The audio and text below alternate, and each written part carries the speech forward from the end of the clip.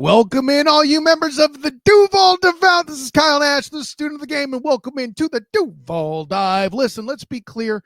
This draft has gone on so long, I've had time to have a hangover and find a fourth wind to talk about and wrap up the Jacksonville Jaguars draft class. And as I've cited many times, I am a horrible scout.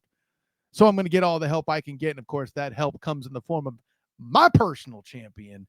And listen, your favorite ball knower, who's also a card-carrying member of the Duval Devout Big Cat Country Zone, Travis D. Holmes. What's going on, my friend?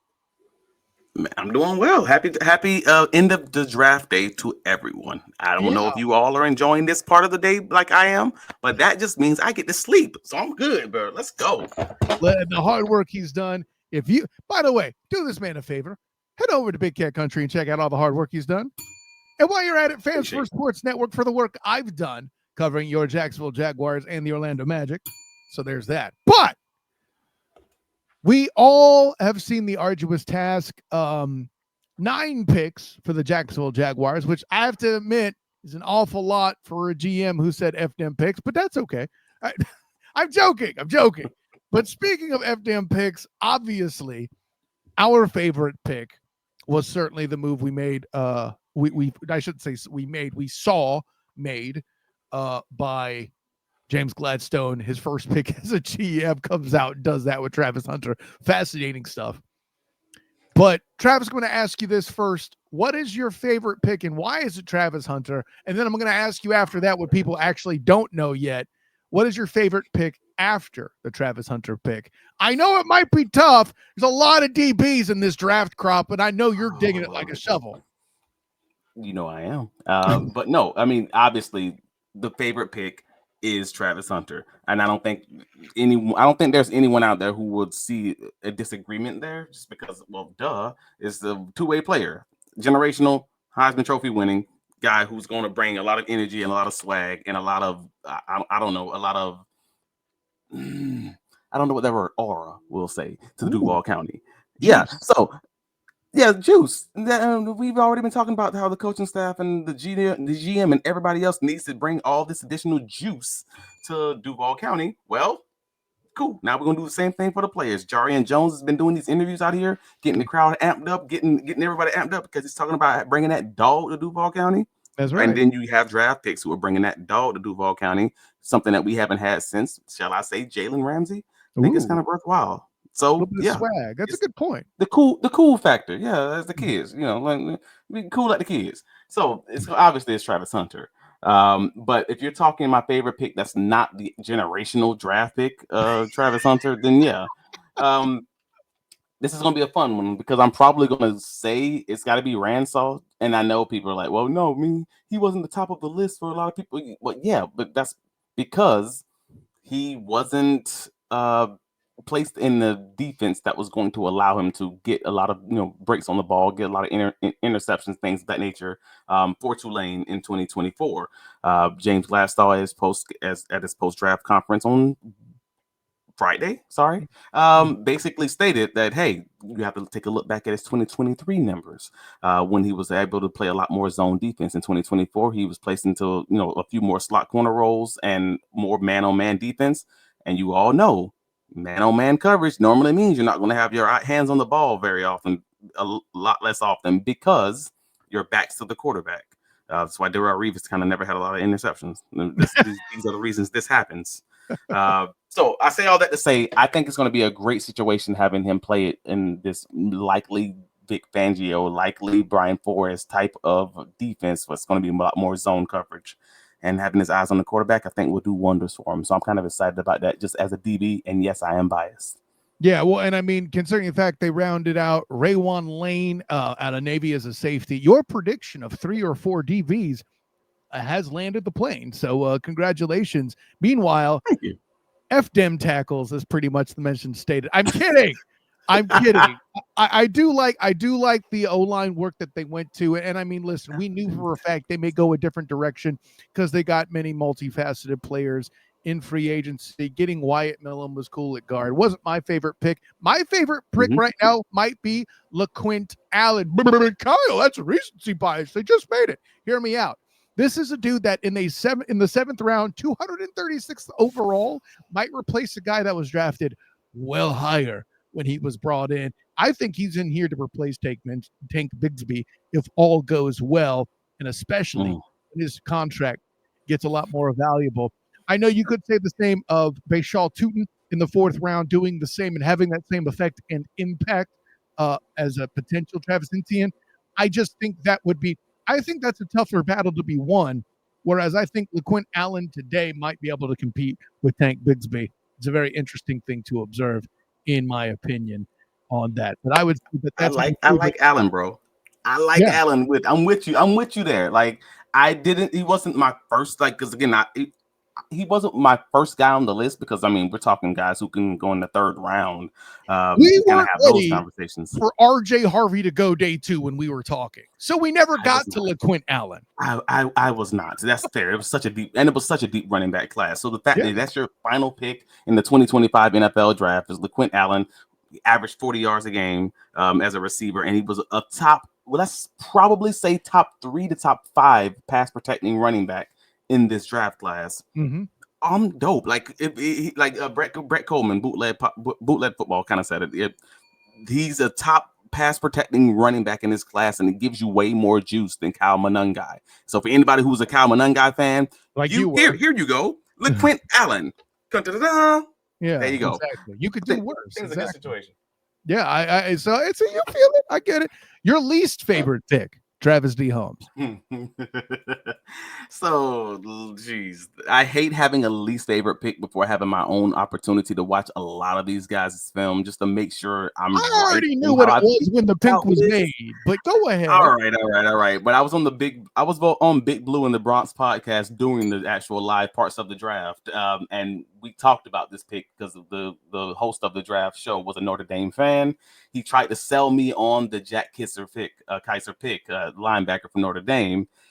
I understand the positives there. However, I personally didn't love that pick the most. I mean, he's a bottom 3 in quarterback rating allowed when targeting his person that he's guarding.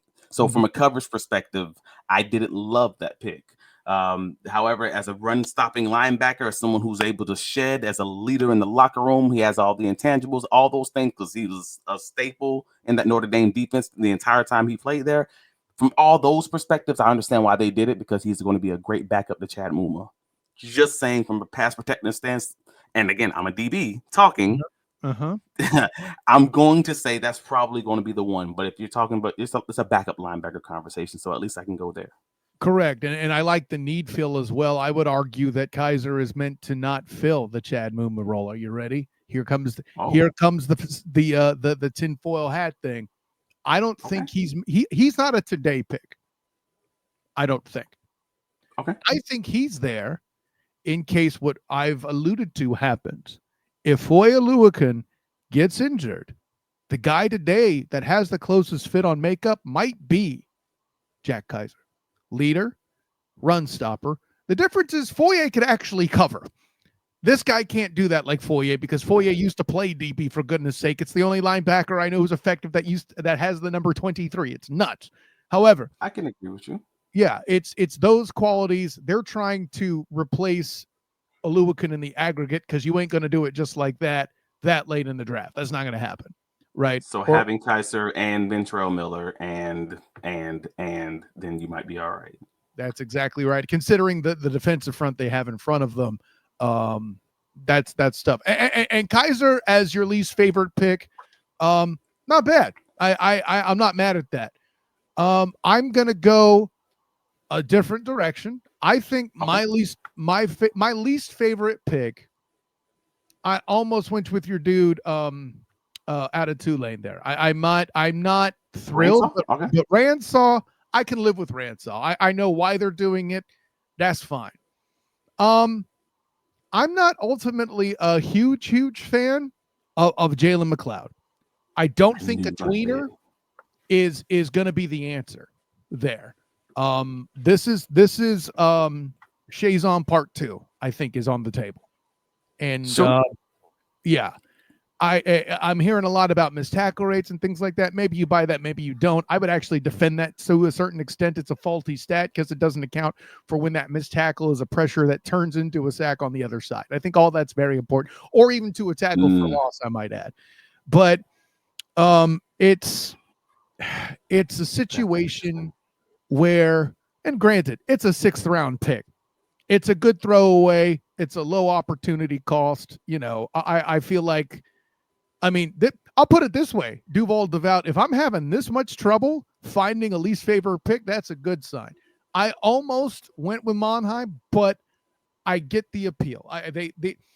Liam Cohen has a type at center. He wants a guy that can move, pull, and go second level. He's not necessarily looking for the dude to knock a guy off the ball. I get that. Where I'm at is I don't know that if there's a guy today who I think is least likely to fill the role intended, and we are guessing a bit because we don't know what the defense is going to look like yet, scheme-wise, I think Jalen McLeod is that guy. He's the one I can't. I think he's already penciled in as your defensive end, your defensive end 3. Like, I think he's right behind. That's why. I know, but that's what Gladstone said though. He's like, if we sign a free agent right now, they're going to be standing in the way of these rookies, and we don't want to do that essentially. And that's why I hate it. So he's going to get snapped. The most potential negative impact comes from that. I got you. Yeah. So, but as a pass rusher, because he played both stand-up linebacker and pass rusher rotationally, as a pass rusher, he had an 18.8 pass rush win rate. I like it. That's pretty high. He did that for an SEC school. I'm okay with giving that guy a 6th round draft pick, and let's see if we can develop this dude as a full-time pass rusher. So overall, we're gonna have this. We're gonna have this conversation in great detail on Wednesday. Me too, and I was going to promote it. I'll say, I'll do you a favor. I'll look at Auburn's schedule and get back to you how impressed I am about that on Wednesday on the Duval Dive. But yeah, and we'll get more into that whole missed tackle conversation and everything else. So we can start talking about the pros and the cons and kind of break it down for real. Maybe give you a little show and don't tell for you guys watching on YouTube. Oh, show don't tell. Oh, Travis bringing that out of the basement. That's what I'm talking about. Give that a little bell. With that being said, before we wrap up, Travis, your overall opinion. Don't grade it. That's ridiculous. Yep. I hate draft grades that happen on Saturday of the draft. Stop it. Second, your overall feeling. Are you good? Did they upgrade? Was it sexier a draft than you thought it would be? Is it still boring enough that you got everything you wanted? How do you feel? Interesting. Well, I'm a general fan of the draft. Like, there was a lull in the middle that I was like, I got some questions. That don't feel like they're being answered. But then the way that you guys, the way that they made these picks, the way that they presented, the way that they selected certain guys, they kind of answered some questions. Locked On Jaguars, T-Wig said it on his social, basically. Hey, man, some of these things, they are absolutely answering questions. You might not like the answers, but they are answering questions about how they feel about some of these rooms. And again, we got a little time this offseason. We're going to break this down. But the gist of it is, we talked to you guys about it on our tiers episode, and we will bring this back up again when we have this conversation on Wednesday so we can see where did they invest their resources, and does that match up with what we think is important, and what does that mean for those other groups? So again, keep it locked in, stay tuned, we're gonna talk about it. But overall, I enjoyed the draft, especially how they wrapped this bad boy up with a running back and a center at the end. And again, these are moderately deep classes in both of those groups. And overall, I have those questions on the Jack Kisser pick, but overall, I think it was a solid class that's going to raise the floor for this team. I can't say it's going to raise the ceiling outside of the Travis Hunter pick, but that really is going to be heavily dependent on Ransall and heavily dependent on McLeod. So overall, I think it was a solid draft.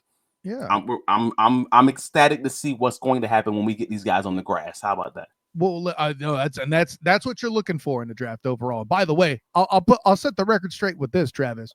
This is a 4-win team. If you raise the floor, that's what you're trying to do right now. I think that's good enough, bro. So by the way, well, you know what? something else I want to leave in your here and tease for Wednesday. I want to have a conversation with you as well as all these morons out here that said, oh, well, now Trevor better be good. I want to explore that concept with you on Wednesday, because if I do it now, forget 15 or 20 minutes, this podcast will be another 3 hours. F damn picks. Anyways. So picks. I will. You told us how you felt about the draft, but I think the most important answer is to this question. Travis Holmes, did you feel that this draft was intangibly rich? Maybe not. I don't know enough. I can tell you I have a feel for the guys that they're looking for. Yeah. Can I just say it that specifically? They are looking for guys who are dogs about this game of football, but also don't have very many character concerns, and they're also here to do the right thing for the right reasons. Like it just feels like a lot of good guys, but also guys who care about the ball. I'm okay with that for your first draft class. That's what we're gonna go with. And when you get a locker room that's stable enough that bring in those wild cards or those guys with misdemeanors or whatever else, I'm ready for that too. But for the moment, hey man, good draft class. I'm here for it. Let's go. So be it. So, hey, speaking of good guys that know what they're doing and like football, Travis D. Holmes, tell the world where you can be found. Hey man, keep it locked in. BigCatCountry.com. We already you know, and if you don't know, now you know. Like, come on. I don't know. Bad boy, take that. No, wrong guy, not that one. All right, but yes, BigCatCountry.com. Travis D. Holmes on all the socials. Please lock it in. We will have you covered with the press conference, outtakes, takeaways, outcomes from James Gladstone, Liam Cohen, and also the rookie media calls. So when we get a chance to talk to all the guys in a few minutes, actually, and we'll give you the takeaways from all of those. We have that one article up on BigCatCountry.com. It has the outcomes for or the takeaways for all of the rookie media calls. So again, if you don't want to go searching for all of it, it's right there for you. Just save it as your favorites. What about you, sir? Where can you be found? By the way, follow Travis D. Holmes on all the socials and all that too. You're gonna have a good time doing that as well at Travis D. Holmes. Very easy to remember. Of course, I am Kyle Nash, the student of the game. You can find me on Twitter, Instagram, Threads, and Blue Sky at the SOTG. Find me on Facebook as the student of the game. Check out my writings with the Fans First Sports Network, covering your Jacksonville Jaguars and, of course, the Orlando Magic as well. They won a playoff game. Travis D. Holmes, let's go. Granted, they did it not making very many three-pointers and with Drew Holiday being out, but that's a separate question. Still a win, dang it.